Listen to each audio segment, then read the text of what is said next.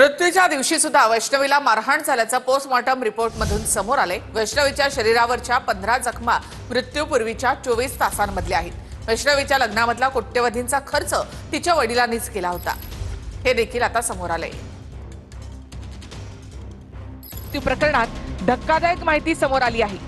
मृत्यूच्या दिवशीही वैष्णवीला मारहाण करण्यात आल्याचं समोर आलंय। वैष्णवीच्या शरीरावर एकूण 29 जखमा आढळल्या आहेत। यातल्या 15 जखमा मृत्यूपूर्वीच्या 24 तासामध्ये झाल्या आहेत। वैष्णवीच्या लग्नात झालेला खर्च समोर आलाय।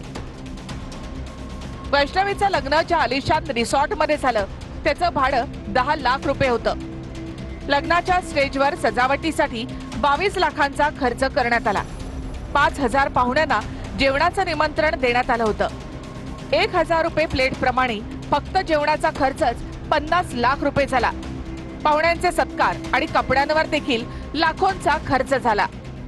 लग्नाचं संपूर्ण नियोजन इव्हेंट मॅनेजमेंट कंपनीकडे देण्यात आलं होतं। हा सर्व खर्च वैष्णवीच्या वडिलांनी केला। लग्नात वैष्णवीला 51 तोळे सोनं, चांदीची भांडी, फॉर्च्युनर कार आणि ऍक्टिवा भेट देण्यात आली होती। मुजर हगवणे पिता पुत्राचा नवा प्रताप आणखी एक व्हिडिओ व्हायरल झालाय। माझ्या बापाच्या जीवावर हवा करतोय, तुमच्या बापात दम असेल तर तुम्ही पण करा, असा उल्लेख या व्हिडिओमध्ये आहे। हगवणे कुटुंबाचे कारनामे समोर आल्यानंतर ठाकरेंच्या शिवसेनेनं आंदोलन केलं। राजेंद्र हगवणेच्या घरावर शेण फेकत ठाकरेंच्या महिला आघाडीनं आंदोलन केलं।